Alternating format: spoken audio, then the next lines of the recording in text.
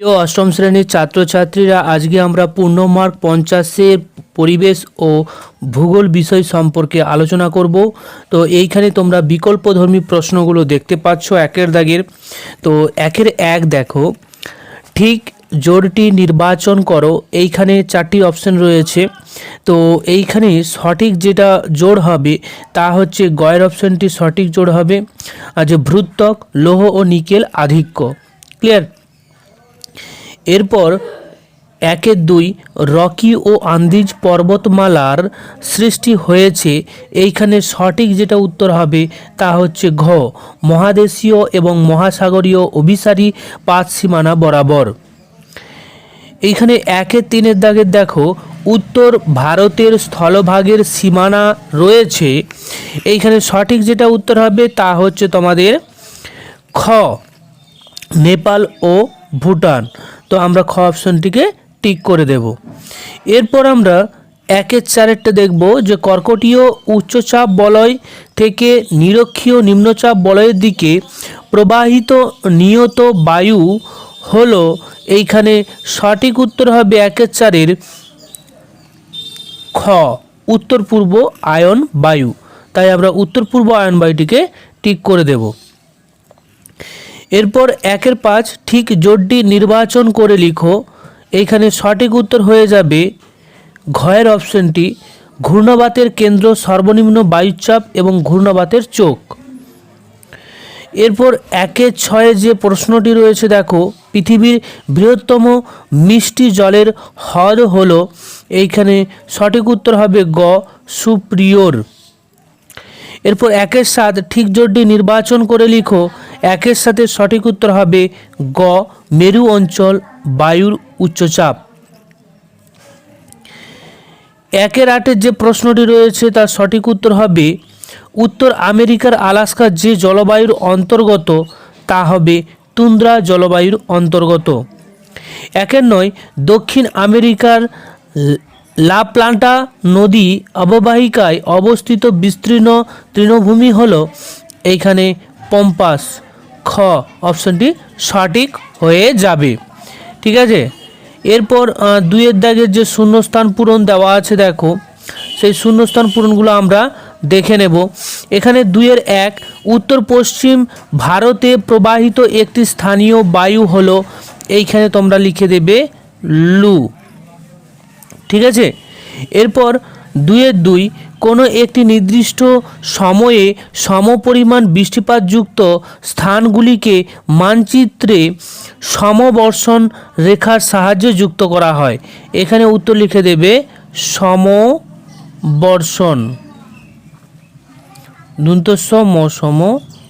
সমবর্ষণ। ঠিক আছে। তারপরে দেখো দুইয়ের তিন, দক্ষিণ আমেরিকায় আন্দিজ পর্বতের পশ্চিমে অবস্থিত পৃথিবীর অন্যতম শুষ্ক অঞ্চল। এইখানে হবে আটাকামা। আটাকামা মরুভূমি। ঠিক আছে। এখানে উত্তর হয়ে যাবে আটাকামা মরুভূমি। ক্লিয়ার? তাহলে প্রথমে দুইয়ের এক লু হবে শূন্যস্থানে, দুইয়ের দুই সমবর্ষণ এবং দুইয়ের তিন আটাকামা। ওকে। এরপর দেখো তিনের দাগের ঠিক উত্তর হলে ঠিক এবং ভুল উত্তর হলে ক্রস বা ভুল। ঠিক আছে। তো তোমরা প্রশ্নটি ভালো করে তুলে নেবে, তুলে নিয়ে তারপর তার পাশে ঠিক বা ভুল লিখবে। তো তিনের একের দাগের দেখো, রাত্রিবেলা স্থলভাগ থেকে সমুদ্রের দিকে সমুদ্র বায়ু প্রবাহিত হয়। তো এইখানে এই বিবৃতিটি হয়ে যাবে ভুল। তারপর দেখো তিনের দুই, আপেক্ষিক আর্দ্রতার সাথে উষ্ণতার সম্পর্ক ব্যস্তানুপাতিক। এটা হবে ঠিক। জুলাই আগস্ট মাসে আর্জেন্টিনায় গ্রীষ্মকাল বিরাজ করে। এটা হয়ে যাবে ভুল। ঠিক আছে। এরপর 4 এবং 5, 6, 7 এই প্রশ্নগুলোর সঠিক উত্তর আমরা দেখে নেব। তো ভিডিওটিকে স্কিপ না করে পুরোটাই দেখবে। 4-এর একের দাগে যে প্রশ্নটি রয়েছে দেখো, চারের প্রশ্নে একটি বা দুটি শব্দে উত্তর দিতে হবে। 4-এর এক, রিক্টার স্কেলের সাহায্যে কি পরিমাপ করা হয়? সঠিক উত্তর হবে রেক্টার স্কেলের সাহায্যে ভূমিকম্পের তীব্রতা মাপা হয়। এরপর 4-2 কোন প্রকার শিলাস্তরের খনিজ তেল পাওয়া যায়? উত্তর হবে পাললিক শিলাস্তরে খনিজ তেল পাওয়া যায়। 4-3 ভারতের কোন প্রতিবেশী দেশ মশলা উৎপাদনে বিখ্যাত? উত্তর লিখে দেবে শ্রীলঙ্কা মশলা উৎপাদনে বিখ্যাত। এরপর আমরা 5-এর দাগের সংক্ষিপ্ত উত্তরগুলো দেখে নিই। ভ্রু অভ্যন্তরের কোন স্তরে কিভাবে পৃথিবীর চুম্বক ক্ষেত্রের সৃষ্টি হয়েছে? উত্তর লিখে দেবে ভ্রু অভ্যন্তরের কেন্দ্রমণ্ডলে চারিদিকে রয়েছে বহিঃকেন্দ্রমণ্ডল। এই স্তরে 2900 কিমি থেকে 5100 কিমি পুরু। ঠিক আছে, এই স্তরের চাপ তাপ ঘনত্ব বেশি, তবে অন্তঃকেন্দ্রমণ্ডলের তুলনায় কম। এই স্তর অর্ধকঠিন অবস্থায় পৃথিবীর অক্ষের চারদিকে আবর্তন করে চলেছে। এই স্তরে সান্দ্র অবস্থা থাকা লৌহ প্রচণ্ড গতিতে ঘুরতে ঘুরতে বৈদ্যুতিক ক্ষেত্র তৈরি করেছে, যার থেকে পৃথিবীর চৌম্বক যে ক্ষেত্র সৃষ্টি হয়েছে। তো এই হলো তোমাদের 5-এর 1-এর দাগের যে প্রশ্নটি রয়েছে তার সঠিক উত্তর। এরপর 5-এর 2-এর দাগের যে প্রশ্নটি রয়েছে দেখো, পাকিস্তানের জলসেচ এর সাহায্যে কিভাবে কৃষিকাজ করা হয়? উত্তরে লিখে দেবে পাকিস্তানের কৃষিকাজ মূলত জলসেচের ওপর নির্ভরশীল। পাকিস্তানের জলসেচ প্রধানত খালের মাধ্যমে হয়ে থাকে। সিন্ধু ও তার উপনদীগুলোতে বাঁধ দিয়ে জলাধার তৈরি করা হয়েছে। জলাধারগুলো থেকে একাধিক সেচ খাল কাটা হয়েছে। পশ্চিমের শুষ্ক অঞ্চলগুলোতে মাটির নিচু সুড়ঙ্গ কেটে ক্যারেজ প্রথার মাধ্যমে কৃষিক্ষেত্রে জল নিয়ে যাওয়া হয়। এরপর 5-এর 3-এর দাগে যে প্রশ্নটি রয়েছে, উত্তর আমেরিকার পেরি সমভূমি দুগ্ধশিল্পের উন্নত কেন? উত্তর লিখে দেবে উত্তর আমেরিকার পেরি সমভূমি দুগ্ধশিল্পের উন্নতির কারণগুলি হলো: 1. বিস্তীর্ণ তৃণভূমি যা পশুপালনের ক্ষেত্রে উপযোগী। 2. পেরি সমভূমির পশু খাদ্যের উপযোগী হে, ক্লেভার, আলফালফা ঘাস, জব, ভুট্টা, রাই, জোয়ার প্রভৃতি প্রচুর পরিমাণে চাষ হয়। 3. নাতিশীতোষ্ণ জলবায়ু। 4. হিংস্র জীবজন্তুর অভাব। 5. উন্নত প্রজাতির পশুপালন। 6. উন্নত পরিবহন ব্যবস্থা। 7. পশুজাতীয় দ্রব্যের চাহিদা। এই সমস্ত কারণে উত্তর আমেরিকার পেরি সমভূমি দুগ্ধশিল্পের উন্নতি লাভ করেছে। এরপর 5-এর দাগের 4, সব মেঘ থেকে বৃষ্টি হয় না কেন? উত্তরে লিখে দেবে বায়ুমণ্ডলে অবস্থিত জলীয় বাষ্প, ধূলিকণা প্রভৃতি একাধিক উপাদান ঘনীভূত হয়ে মিলিত হয়ে জলকণায় পরিণত হলে মেঘ সৃষ্টি হয়। মেঘের মধ্যে অবস্থিত জলকণার ব্যাস 2 মিটারের বেশি না হলে মেঘ সৃষ্টি হলেও জলকণা বৃষ্টিপাত রূপে ঝরতে পারে না। বায়ুমণ্ডলের মধ্যে আপেক্ষিক আর্দ্রতার পরিমাণ 100% না হলে জলীয় বাষ্প সম্পূর্ণরূপে ঘনীভূত হতে পারে না। তাই অনেক ক্ষেত্রে মেঘ করলেও বৃষ্টি সেই রকম হয় না। যে সমস্ত মেঘে বায়ুমণ্ডলে বিক্ষিপ্তভাবে অবস্থান করে সেই মেঘের জলকণা খুব সহজে একে অপরের সাথে ঘনীভূত হতে পারে না, ফলে বৃষ্টিপাতও হয় না বললেই চলে। এরপর আমরা 6-এর দাগের প্রশ্ন, নিচের প্রশ্নগুলির উত্তর দাও।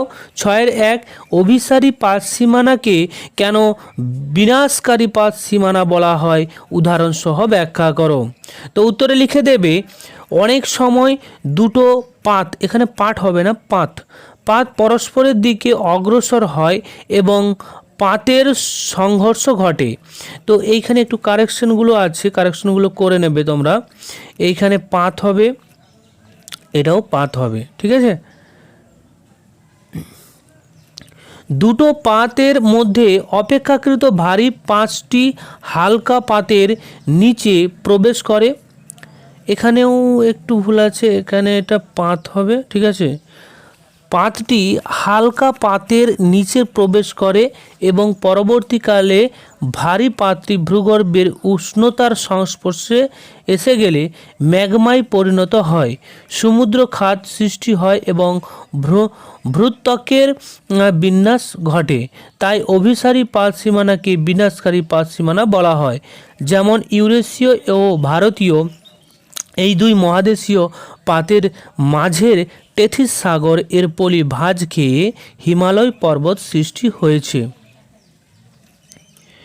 এরপর 6-2 আমাজন অববাহিকার ক্রান্তীয় বৃষ্টি অরণ্য দুর্গম প্রকৃতির ভৌগোলিক কারণ ব্যাখ্যা করো। উত্তরে লিখে দেবে, নিরক্ষীয় জলবায়ু অঞ্চলের অন্তর্গত আমাজন অববাহিকার ক্রান্তীয় বৃষ্টি অরণ্য একাধিক ভৌগোলিক কারণে হয়ে উঠেছে দুর্গম প্রকৃতির। এক, সূর্য সারা বছর লম্বভাবে কিরণ দেয়। আমাজন অঞ্চলে অসহ্য উষ্ণ এক অববাহিকা বিরাজমান, যে সাথে প্রচুর বৃষ্টিপাত হয়, ফলে এই অববাহিকার ক্রান্তীয় বৃষ্টি অরণ্য দুর্ভোগ্য এবং এক গভীর অরণ্য হয়ে ওঠে। 2, এই অঞ্চলে বনভূমির যে কাছ অত্যন্ত ঘন ছাতার মতো অবস্থান করে, যার ফলে মাটির নিচে ঠিকঠাকভাবে সূর্যালোক প্রবেশ করতে পারে না। ফলে স্যাঁতস্যাঁতে মাটিতে লতাপাতা, গভীর ঝোপঝাড়, বিষাক্ত কীটপতঙ্গ, জীবজন্তু, ছত্রাক এর আধিক্য চোখে পড়ে। এছাড়াও সারা বছর পরিচলন বৃষ্টিপাতের কারণে বনভূমি জঙ্গলময় থাকে, জলমগ্ন থাকে, ঠিক আছে। এরপর 6-3 যে পম্পাস অঞ্চলকে দক্ষিণ আমেরিকার শস্য ভাণ্ডার বলা হয় কেন? উত্তর লিখে দেবে, কৃষিকার্যের দক্ষিণ আমেরিকার পম্পাস অঞ্চল উন্নত। এখানকার নদী গঠিত উর্বর পলি মৃত্তিকা, পরিমিত বৃষ্টিপাত কৃষিকার্যের পক্ষে অনুকূল। এখানকার প্রধান কৃষিজ ফসল হলো গম। আর্জেন্টিনায় এত বেশি পরিমাণের গম উৎপাদন হয় যে এই দেশ পৃথিবীর শ্রেষ্ঠ গম রপ্তানিকারক দেশে পরিণত হয়েছে। গম ছাড়াও এখানে ভুট্টা, বার্লি, আখ, তুলা, নানা প্রকার ফসল, শাকসবজি প্রচুর পরিমাণে উৎপন্ন হয়। অত্যাধুনিক যন্ত্রপাতি ব্যবহার এবং উন্নত প্রথায় এখানে কৃষিকাজ করায় উৎপাদনের পরিমাণ বেশি। এই জন্য পম্পাস অঞ্চলকে দক্ষিণ আমেরিকার শস্য ভাণ্ডার বলা হয়। এরপর 7 দাগের 1 উদাহরণসহ উৎপত্তি অনুসারে আগ্নেয় শিলার শ্রেণীবিন্যাস করো। তো এইখানে উত্তর লিখে দেবে, যে উৎপত্তির ভিন্নতা অনুসারে আগ্নেয় শিলাকে সাধারণত দুভাগে ভাগ করা যায়। নিঃসারিত শিলা, যে ম্যাগমা ভূত্বকের কোনো ফাটল বা আগ্নেয়গিরির মধ্য দিয়ে বেরিয়ে আসে, তাকে লাভা বলে। এই লাভা ভূপৃষ্ঠে এসে শীতল বাতাসের সংস্পর্শে ক্রমশ ঠান্ডা হয়ে জমাট বেঁধে কঠিন আকার ধারণ করে আগ্নেয় শিলা গঠন করে। এইভাবে সৃষ্ট আগ্নেয় শিলাকে নিঃসারিত আগ্নেয় শিলা বলা হয়। উদাহরণ ব্যাসল্ট। এরপর উদ্বেদী যে শিলা দেখব, ম্যাগমা কখনো কখনো ভূপৃষ্ঠের ওপর আসতে পারে না, পৃথিবীর অভ্যন্তরে জমাট বেঁধে যায়। এই জাতীয় শিলাকে উদ্বেদী শিলা বলে। উদ্বেদী শিলা আবার 2 প্রকারের হয়। সেগুলো হলো যে পাতালিক শিলা, ভূপৃষ্ঠের যে বহু নিচে অনেক বছর ধরে উত্তপ্ত গলিত পদার্থ খুব ধীরে ধীরে শীতল হয়ে কঠিন হয়ে পাতালিক শিলা গঠিত হয়। গ্রানাইট এই ধরনের শিলা। এরপর আসছি উপপাতালিক শিলা। এইখানে তোমরা আন্ডারলাইন করে দেবে এই পয়েন্টগুলোকে, ঠিক আছে। তো প্রথমেই হচ্ছে তোমার উদ্বেদী আগ্নেয় শিলাটা হলো, তারপরে যে তার ভাগগুলোর কথা বলছিলাম, একটা হচ্ছে উপপাতালিক শিলা, ঠিক আছে, আর হচ্ছে পাতালিক শিলা। একটু আন্ডারলাইন করে রাখবে, তাহলে বুঝতে সুবিধা হয়। তো উপপাতালিক শিলার মধ্যে ভূত্বকের কোনো দুর্বল অংশের যে ফাটলের মধ্যে ম্যাগমা পাতালিক শিলা অপেক্ষা দ্রুত শীতল হয়, যার ফলে এই জাতীয় শিলা উৎপত্তি হয়। ব্যাসল্ট এই জাতীয় শিলার উদাহরণ। এরপরে আমরা 7-2 প্রশ্নটি দেখব। বায়ুচাপ বলয়গুলির অবস্থান পরিবর্তন 2 গোলার্ধে 30 থেকে 40 ডিগ্রি অক্ষরেখার মাঝের স্থানগুলি জলবায়ুর ওপর বিশেষ প্রভাব ফেলে? উপযুক্ত উদাহরণ সহ বিষয়টি ব্যাখ্যা করো। উত্তর লিখে দেবে, বায়ুচাপ বলয়গুলি নিয়মিত অবস্থান পরিবর্তন ঘটে। এই অবস্থান পরিবর্তন দুই গোলার্ধে 30 ডিগ্রি থেকে 40 ডিগ্রি অক্ষরেখায় মাঝে স্থানগুলির জলবায়ুর ওপর বিশেষ প্রভাব লক্ষ্য করা যায়। এই অঞ্চলগুলো গ্রীষ্মকালে আয়নবায়ু এবং শীতকালে পশ্চিমা বায়ু দ্বারা প্রভাবিত হয়। যেমন সূর্যের উত্তরায়ণ এর সময় কর্কটীয় উচ্চচাপ বলয় কি উত্তর দিকে সরে যায়। যে গ্রীষ্মকালে স্থলভাগ থেকে আগত উত্তর পূর্ব আয়নবায়ুর প্রভাবে ভূমধ্যসাগরের সংলগ্ন দেশগুলোতে বৃষ্টিপাত হয় না বললেই চলে। আবার সূর্যের দক্ষিণায়ন এর সময় কর্কটীয় উচ্চচাপ বলয় কি দক্ষিণ দিকে সরে যায়। ভূমধ্যসাগরের উপকূলীয় অঞ্চলে দক্ষিণ পশ্চিমা বায়ু প্রভাবিত হয়। এরই ফলে শীতকালে এই অংশে জলভাগের ওপর দিয়ে বয়ে আসে দক্ষিণ পশ্চিমা বায়ুর প্রভাবে বেশি পরিমাণ বৃষ্টিপাত হয়। এরপর 7-3 দাগে যে প্রশ্নটি রয়েছে, যে চিত্রসহ শৈলোৎক্ষেপণ বৃষ্টিপাত সৃষ্টির প্রক্রিয়াটি বর্ণনা করো। তো চিত্রটা পরে দিচ্ছে, আগে লিখে নিচ্ছি। শৈলোৎক্ষেপণ, শৈল কথার অর্থ হলো পর্বত, আর উৎক্ষেপণ কথার অর্থ হলো উপরে ওঠা। পর্বত দ্বারা বাধা পেয়ে বায়ু উৎক্ষেপিত হয়ে বৃষ্টিপাত হওয়ার এই বৃষ্টির নাম শৈলোৎক্ষেপণ বৃষ্টিপাত। সমুদ্রের দিক থেকে আসা জলীয় বাষ্প যুক্ত আর্দ্র বায়ুর প্রভাবে পথে আড়াআড়িভাবে কোনো পর্বত মালভূমি অবস্থান করলে ওই বায়ু পর্বত বা উঁচু ভূমিকে বাধা পেয়ে ওই পর্বত বা উঁচু ভূমির ঢাল বেয়ে ওপরের দিকে উঠে যায়। ঊর্ধ্বগামী এই বায়ু ক্রমশ প্রসারিত হয় ও ঠান্ডা হয়ে আরও উপরে উঠলে ওই বায়ু সম্পৃক্ত হয়ে পড়ে এবং ঘনীভূত হয়ে বৃষ্টিপাত ঘটায়। এই বৃষ্টির যে কেই বলা হয় শৈলোৎক্ষেপণ বৃষ্টিপাত। যে পর্বতে যে ঢাল বরাবর বায়ু উপরের দিকে ওঠে ও বৃষ্টিপাত ঘটায় সেই ঢাল হলো প্রতিপাত ঢাল। আর এর বিপরীতে যে ঢাল বরাবর নিচের দিকে নামে সে ঢালকে বলা হয় অনুবাদ ঢাল। প্রতিপাত যে ঢাল বরাবর নিচের দিকে নামে সেই ঢালকে অনুবাদ ঢাল বলে, এবং প্রতিপাত ঢাল বরাবর নিচের দিক ঢাল প্রচুর বৃষ্টিপাত ঘটানোর পর বায়ু যখন পর্বতের অনুবাদ ঢালে পৌঁছায় তখন সেই বায়ুতে জলীয় বাষ্পের পরিমাণ কমে যায়। এছাড়াও বায়ু যত নিচের দিকে ঢালের উষ্ণতা স্থানে নামতে থাকে শুরু করে বায়ুর উষ্ণতা তত বাড়তে থাকে। যে ফলে বায়ুর জলীয় বাষ্প ধারণ ক্ষমতা যে বৃদ্ধি পাওয়ায় বায়ু অসম্পৃক্ত হয়ে পড়ে। এই কারণে অনুবাদ ঢালের প্রতিপাত ঢাল অপেক্ষা বৃষ্টিপাত খুব কম হয়। তাই পর্বতের অনুবাদ ঢাল বৃষ্টির ছায়া যে অঞ্চল নামে পরিচিত।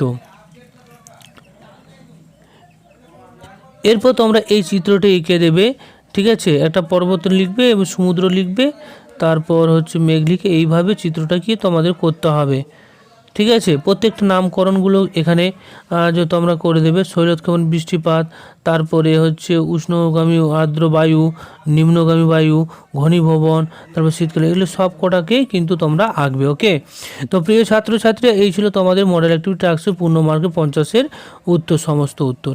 নির্ধারিত সময় তোমরা লিখবে এবং নির্ধারিত সময় জমা করে দেবে। ওকে, যদি ভালো লেগে থাকে একটা লাইক করবে এবং বন্ধুদের মধ্যে শেয়ার করবে। Thank you.